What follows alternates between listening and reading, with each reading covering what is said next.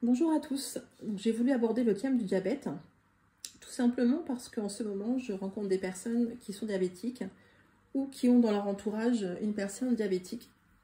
Et j'ai pu constater que certaines personnes étaient en souffrance au quotidien depuis plusieurs années. Alors j'ai réfléchi au fait de comment je pouvais aborder cette problématique. Pour ceux qui ont du diabète, ce ne sera peut-être qu'une répétition par rapport à ce que vous savez déjà, mais peut-être pas. Mais cela peut intéresser des personnes aidantes, mais aussi toute personne en termes de prévention santé. Alors une seule vidéo sur cette thématique ne suffira pas, car j'ai besoin d'apporter une partie théorique, ce qui par la suite permet de comprendre pourquoi je vous propose telle alimentation. Alimentation d'ailleurs qui correspond aux personnes également non diabétiques, rien qu'en termes de prévention. Et le volet d'alimentation, je l'aborde rapidement aujourd'hui, car je souhaite vous parler de l'indice glycémique dans une vidéo à part entière. Donc aujourd'hui, je vais aborder la définition du diabète, ses causes possibles, les aliments délétères et ce que peut proposer la naturopathie pour vous accompagner. La prochaine vidéo sera consacrée à l'indice glycémique, qui est une approche primordiale pour savoir quoi manger au quotidien. La vidéo d'après abordera Alzheimer, tout simplement parce que Alzheimer a été considéré en fait comme un diabète de type 3. Et la dernière vidéo, donc la quatrième, sera consacrée à la symbolique du diabète. Je l'évoque en fait car en tant que naturopathe et hygiéniste, mon approche est globale. Donc je ne m'arrête pas qu'aux symptômes, car l'objectif, bien sûr, c'est toujours de remonter donc, à la cause. Alors je précise d'ailleurs que ce soit pour le diabète ou une autre problématique, je ne suis pas médecin, chacun son métier. Ce que je vous propose, c'est complémentaire à votre suivi médical et avec une approche globale. Alors, donc, je vais rentrer dans le vif du sujet. Donc, c'est quoi au juste le diabète? Donc, un des principaux carburants dont nous avons besoin pour fabriquer de l'énergie est le glucose. Et le diabète, en fait, c'est la difficulté à faire rentrer ce glucose dans nos cellules, si bien que le glucose qui circule dans le sang, en fait, il monte et il reste anormalement haut. Alors, il est logique que le glucose circulant en fait augmente après un repas, mais quand je dis anormalement haut, ici c'est à jeun. Alors il y a hormis le diabète de type 3 qui est Alzheimer, il y a deux sortes de diabète, donc diabète de type 1 et diabète de type 2.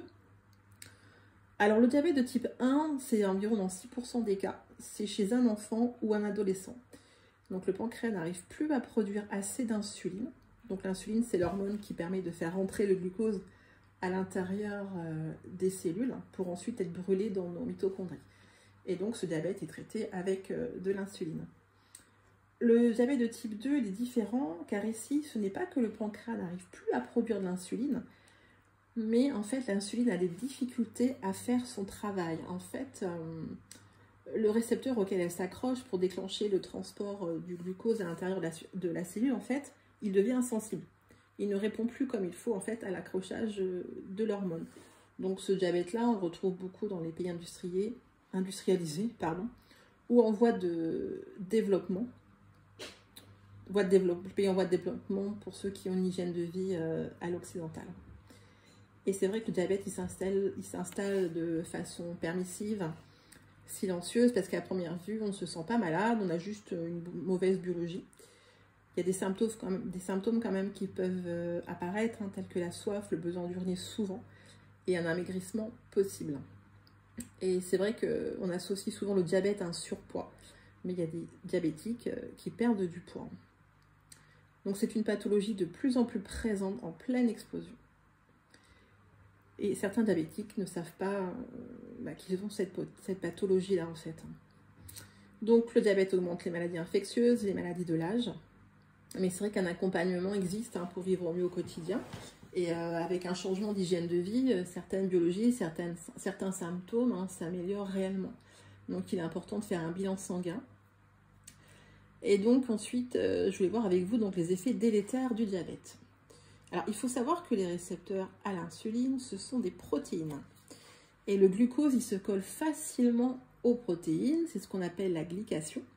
Et quand le glucose est collé à nos protéines, les enzymes ne peuvent plus agir comme avant. Donc, plus il y a de glucose dans le sang, et plus le diabétique n'a pas toutes ses fonctions. comme par exemple la difficulté de produire des globules blancs et des anticorps. C'est pour ça que les diabétiques, en fait, ont une faiblesse par rapport aux infections, et c'est vrai qu'ils chopent les infections un peu plus que les autres, en fait.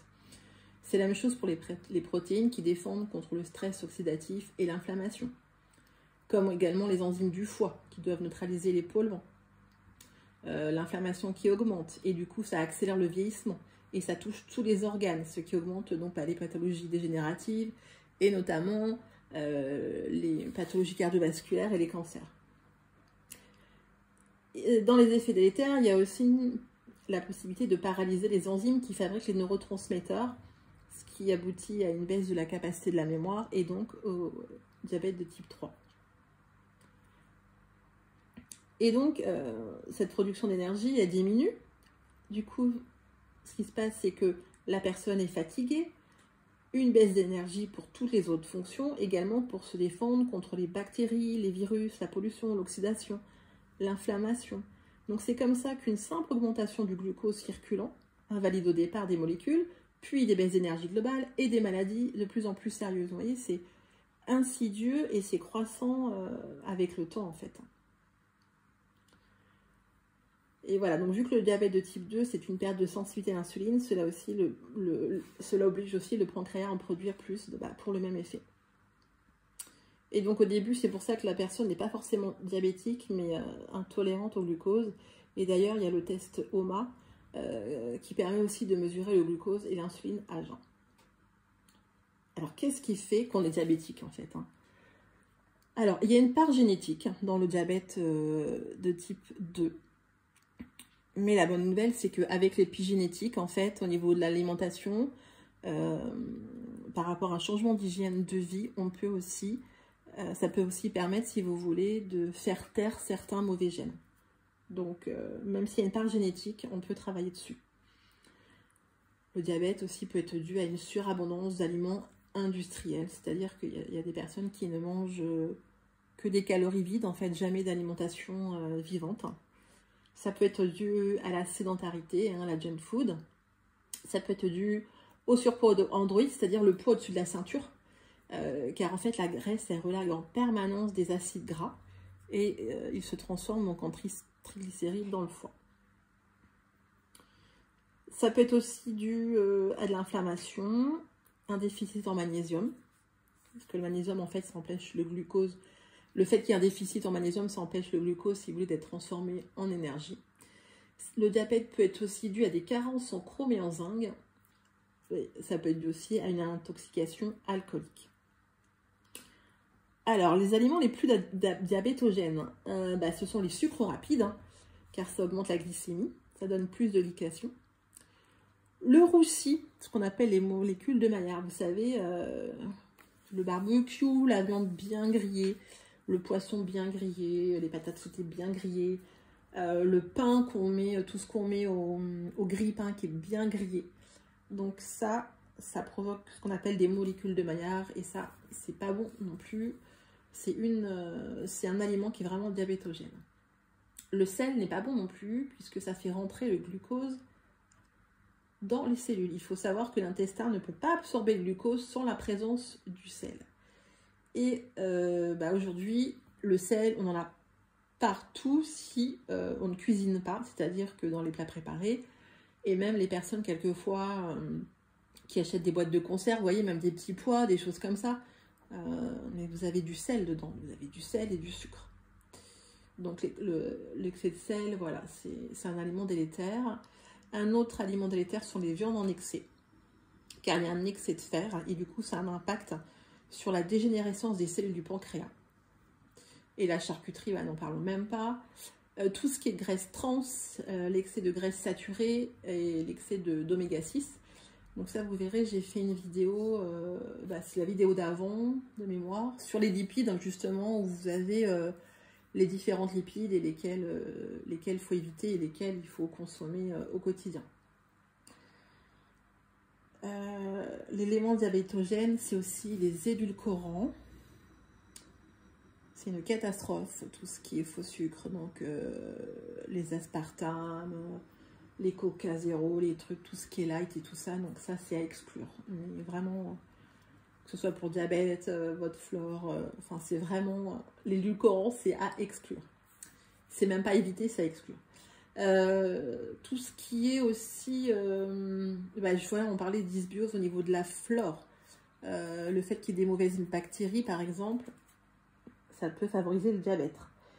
Vous avez tout ce qui est pollution, notamment avec tout ce qui est perturbateur endocrinien. Le stress aussi, parce qu'en fait, le stress sécrète de la noradrénaline. Du coup, ça fait rentrer du fer, beaucoup trop de fer dans les cellules. Et du coup, c'est pro-oxydant et inflammatoire. Il faut savoir que le fer, quand on en manque, ça peut être grave, mais le fer en excès aussi. Il faut vraiment un juste équilibre. Et d'ailleurs, ça c'est une parenthèse, mais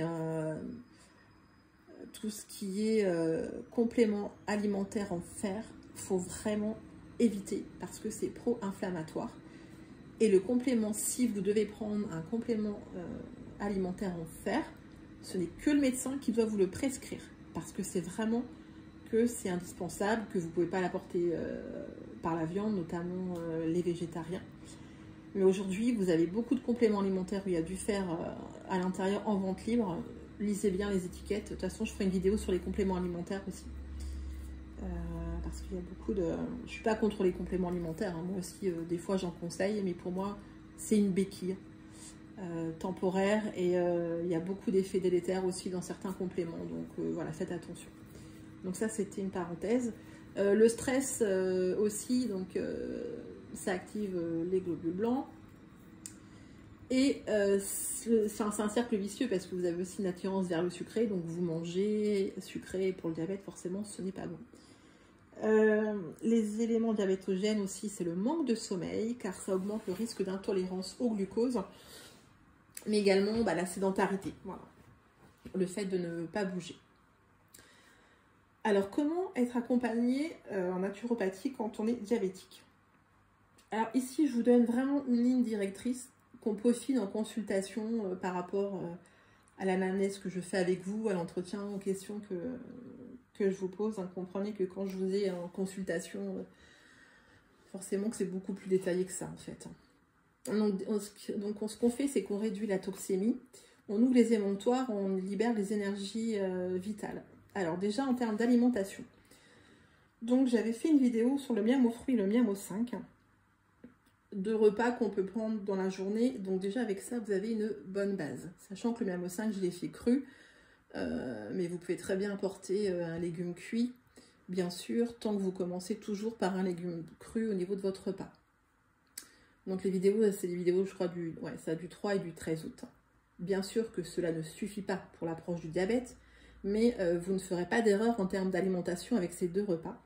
Je précise juste que chaque aliment a sa place, pour une raison précise, notamment pour le miam aux fruits. Donc les oléagineux et l'huile sont primordiales, donc on ne les enlève pas donc pour ce repas, parce que c'est ce qui fait que du coup les fruits ne sont pas un glucide rapide. Ici, le fait qu'il y ait de l'huile et des oléagineux avec, ça en fait un sucre lent. Donc essayez, vous verrez si vous faites votre test après au niveau de la glycémie. Je sais qu'il y a des personnes qui ont des appareils. Pour des personnes qui ont mangé le miam aux fruits, je peux vous assurer qu'il n'y a pas de souci. Parce que c'est vrai que les fruits sont souvent décriés par rapport à la glycémie, mais en fait, tout dépend à quoi ils sont associés. Donc comme je disais, le miam ne fera pas augmenter votre glycémie. Par contre, ne supprimez aucun élément de la recette. Et il faut savoir que le Centre d'études européen de diabète a vu l'efficacité de la méthode de Franz Guillain, et d'ailleurs ils l'ont invité à ce sujet hein, pour une conférence. Donc déjà voilà, donc miam aux fruits, miam aux 5, au quotidien moins de viande et plus de végétaux, parce que végétaux, donc il y a des fibres, des antioxydants, des polyphénols donc, qui sont anti-inflammatoires, il y a du magnésium. Remplacer les glucides lents par des glucides les glucides rapides par des glucides lents, car le système digestif, il met plus de temps à découper les molécules. Il faut consommer des aliments à indice glycémique bas, donc là ce sera la prochaine vidéo, donc notamment les légumineuses, les céréales complètes ou semi-complètes, les oléagineux. Consommer le moins de sel possible, donc éviter les charcuteries, fromages, conserves, sauces, les bouillons, les biscuits, enfin voilà tout ce qui est préparé. et remplacer si possible la salière par un mélange curcuma-gingembre par exemple, ou des épices. Consommer des aliments qui sont riches en polyphénol. La cannelle aussi est hypoglycémiante. Donc limiter les acides gras saturés, éviter les acides gras trans, consommer des aliments riches en chrome et en zinc, augmenter les apports d'oméga 3. Donc là je parle bien d'alimentation. Là c'est pareil, pour les oméga 3 en complément alimentaire, il y a 2 écoles. Donc je vous avouerai qu'au début moi j'en ai pris. Et là j'ai arrêté parce que je vous expliquerai quand je ferai la vidéo sur les compléments. C'est diminuer aussi son exposition aux polluants, donc manger bio le plus possible et limiter voilà, les protéines animales et les emballages plastiques. Ensuite, je vous accompagne avec un objectif d'ouvrir vos émonctoires. Donc ici, c'est bien travailler sur le foie et les intestins si il y a constipation, car quelquefois il y a une constipation en plus. Donc là, il y a pas mal de choses possibles. Ça peut être via des plantes, il y a le bain dérivatif, il y a tout ce qui est cataplasme d'argile. Donc ça, on voit ça ensemble. On doit aussi libérer les énergies vitales. Donc on dit toujours que le premier médicament, c'est de pratiquer une activité physique. Car c'est hypoglycémiant en fait. Parce que quand on fait du sport, on consomme du sucre. Donc, vaut mieux faire des petites séances, par exemple, je sais pas, 40 minutes, 2-3 fois par semaine, que de dire, j'y vais une fois, ça dure 2-3 heures, quoi. C'est vraiment, c'est la régularité qui compte. Et là, on vous demande pas de faire un marathon, Enfin, je veux dire, des personnes qui peuvent que marcher, elles marchent, en fait. Optimisez votre sommeil, car en fait, c'est la nuit que nos tissus, nos organes se réparent. S'accorder du temps pour soi, des moments cocooning, donc tout ce qui est à base d'eau, la natation, mais pas que, tout ce qui est à base d'hydrologie, donc ça c'est pareil, on le voit en consultation, mais il y a aussi tout ce qui est massage, faire des balades, ne rien faire, se prioriser, donc c'est vrai qu'on a beaucoup été éduqués à s'occuper de son prochain, de s'occuper des autres. Alors ici, je vous ne dis pas de rejeter les gens, mais la priorité, c'est vous. Et n'oubliez pas que l'énergie, c'est le nerf de la guerre. Donc, on travaille sur les pertes d'énergie qui sont diverses. Et l'objectif, c'est bien d'arrêter de perdre de l'énergie, en fait, déjà. Donc, en entretien, on voit aussi ensemble ce qui vous fait perdre de l'énergie. Donc, c'est très large. Ça peut être l'organisation, les activités qui peuvent être chronophages, les relations toxiques. Alors, bien évidemment, moi, je ne suis pas psy, mais je suis là aussi pour vous appuyer sur des choses afin de vous questionner, en fait. On a tous eu dans notre entourage quelqu'un qui nous pompe de l'énergie. Moi, j'appelle ça des vampires énergétiques, en fait. Voilà. Donc, voilà mon approche en termes d'accompagnement. Car pour moi, se réduire aux symptômes, ça ne suffit pas. Donc, dans les prochaines vidéos, j'aborderai l'indice glycémique, en fait. Et puis, comme je vous l'ai dit, Alzheimer et la symbolique du diabète. Donc, voilà, c'est pour ça que j'ai décliné le diabète sur 4 vidéos. Donc surtout si besoin, si vous avez des questions, n'hésitez pas en commentaire.